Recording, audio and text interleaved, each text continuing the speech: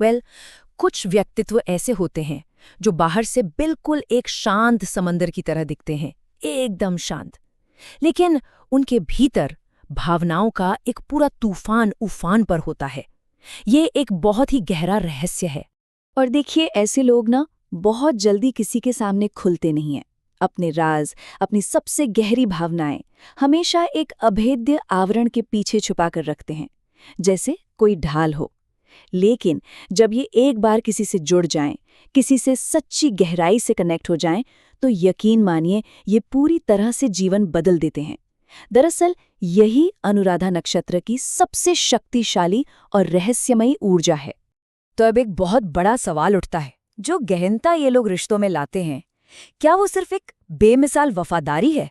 मेरा मतलब है एक प्योर लॉयल्टी, या फिर ये एक ऐसा इमोशनल अटैचमेंट का ट्रैप है जिससे बाहर निकलना किसी भी इंसान के लिए बेहद मुश्किल हो जाता है। आज के इस खास विश्लेषण में इसी परम सत्य और रहस्य को बिल्कुल गहराई से समझा जाएगा। तो चलिए इस रहस्यमयी विषय की गहराइयों में उतरते हैं। जब सूर्य अनुराधा नक्षत्र में होता है तो उसका असली अर्थ क्या निकलता है? देखिए, इस नक्षत्र के स्वामी मित्र हैं, जो मित्रता और सामंजस्य के प्रतीक माने जाते हैं, और इसका चिन्ह है एक खिलता हुआ कमल का फूल। अगर इसकी कोर एनर्जी पर गौर किया जाए तो वो है दोस्ती, समर्पण और अनुशासन।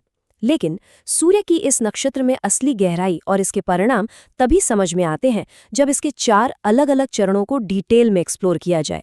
तो चलिए एक एक करके इन चारों चरणों को डिकोड करते हैं। शुरुआत होती है प्रथम चरण से, जिसे शांत योद्धा या साइलेंट वॉरियर कहा जाता है। यह चरण वृश्चिक नवांश यानी स्कॉर्पियो नवमांश में आता है। यहाँ ना मंगल की बेहद तीव्र ऊर्जा मिलती है। इंसान एक शांत योद्धा बन जाता है। इनकी पूरी पर्सनैलिटी इस एक विचार में झलकती है, मैं सबको नहीं दिखाता, लेकिन मैं गहरा हूँ। ये बिल्कुल इनका इनर मोनोलॉग होता है। ऐसे व्यक्ति भावनात्मक रूप से बहुत ज्यादा इंटेंस होते हैं। ये वफादार तो बहुत है, पर हमेशा एक सुरक्षा कवच पहनकर रखते हैं, खुद को पूरी तरह गार्ड करके रखते हैं। इनके अंदर कुछ कर गुजरने का एक जबरदस्त इनर ड्राइव होता है, जो बाहर से कभी किसी को नजर नहीं आता।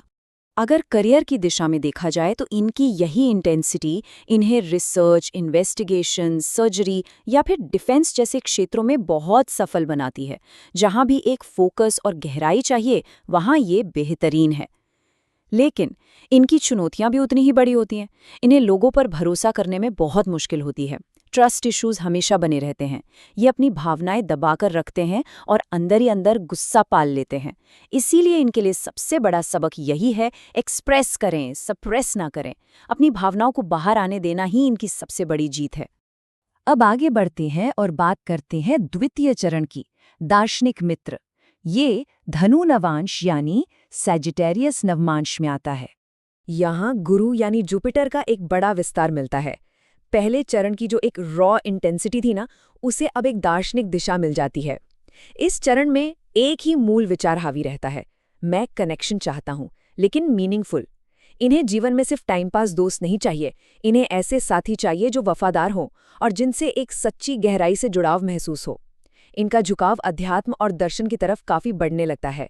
हर रिश्ते में एक गहरा अर्थ, एक डीपर मीनिंग खोजना इनकी सबसे बड़ी जरूरत बन जाती है। और यही कारण है कि ऐसे व्यक्ति टीचिंग, काउंसलिंग या आध्यात्मिक क्षेत्रों में उत्कृष्ट प्रदर्शन करते हैं।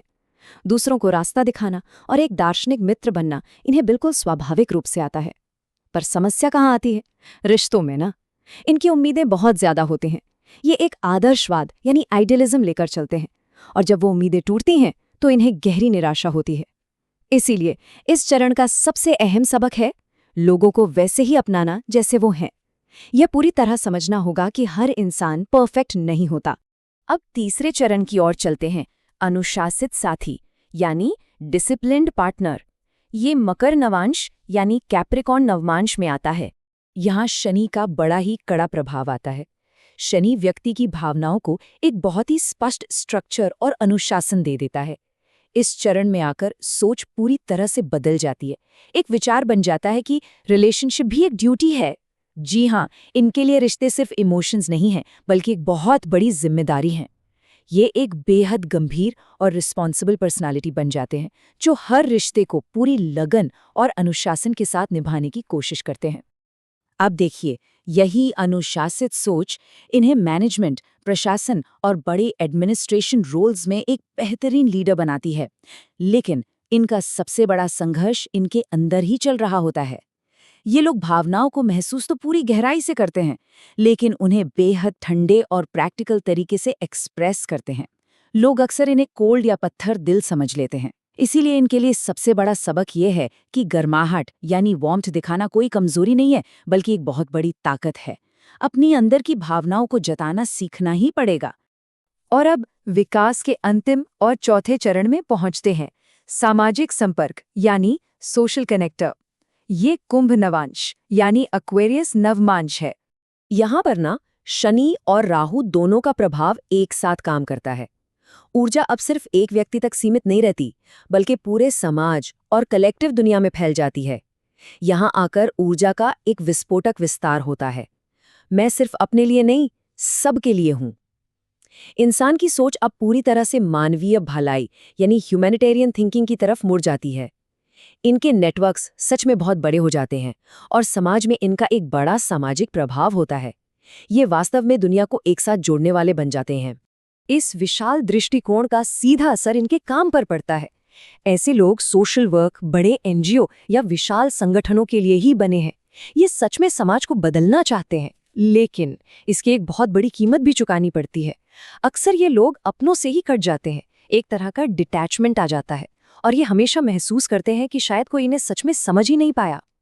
इसीलिए इस अंतिम चरण का सबसे महत्वपूर्ण सबक ये है कि पर्सनल लाइफ और कलेक्टिव लाइफ के बीच एक सही और स्थिर बैलेंस बनाना ही होगा। तो अब अगर इस पूरी पिक्चर को एक साथ देखें, अनुराधा नक्षत्र की ये पूरी विकास यात्रा एक शांत, इंटेंस योद्धा से शुरू होती है। फिर वो एक दार्शनिक मित्र बनता है, उसके बाद एक अनुशासित साथी और अंततः एक सोशल कनेक्टर। यहाँ सूर्य की स्थिति बिल्कुल साफ दिखाती है कि एक व्यक्ति की पूरी पहचान, उसकी आइडेंटिटी, रिश्तों के जरिए ही इवॉल्व होती है। सच तो यह है कि रिश्ते ही इस पूरी जीवन यात्रा का सबसे बड़ा माध्यम है। कुल मिलाकर देखा जाए तो इस नक्षत्र का असली सार 3 बेहद गहरे शब्दों में छिपा है: कनेक्शन, लॉयल्टी और डेप्थ। जब सूर्य अनुराधा में होता है ना, तो ये नक्षत्र व्यक्ति को जीवन में गहरी बॉन्डिंग, अटूट वफादारी और भावनाओं की असीम गहराई देता है। ये बिल्कुल एक ऐसी फाउंडेशन है जो कभी नहीं हिलती। लेकिन ये गहनता अपने साथ एक बहुत बड़ी चुनौती भी सामने रखती है। एक ऐसी चुनौती जिस पर गौर करना निहायत जरूरी है। सवाल ये है, क्या इंसान सच में भावनात्मक रूप से दूसरों के सामने पूरी तरह से खुल सकता है? क्या वो अपना वो पुराना अभेद्य कवच उतार सकता है? ये पूरी जीवन यात्रा दरअसल इसी एक सवाल के जवाब पर निर्भर करती है। अंततः इस चुनौती के 2 ही परिणाम निकलते हैं। अगर इंसान अपनी भावनाएं हमेशा दबाकर रखता है और दूसरों के सामने इमोशनली ओपन नहीं हो पाता, तो एंड में सिर्फ और सिर्फ अकेलापन यानी लोनलीनेस ही मिलती है।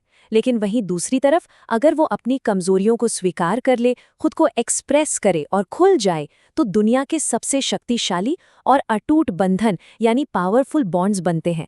चॉइस हमेशा वही होती है। तो ये था अनुराधा नक्षत्र का एक बेहद गहरा और विस्तृत विश्लेषण। अगर ये इच्छा है कि ये नक्षत्र सीरीज आगे भी बढ़ती रहे और अगले रहस्यों को डीकोड किया जाए, तो कमेंट्स में नेक्स्ट नक्षत्र लिखा जा सकता है। इस विश्लेषण को लाइक करना और चैनल से जुड़ना ना भूलें, ताकि ये ज्ञान आगे भी पहुंचता रहे। अगली बार फिर मिलेंगे एक नए विषय और नई इनसाइट्स के साथ।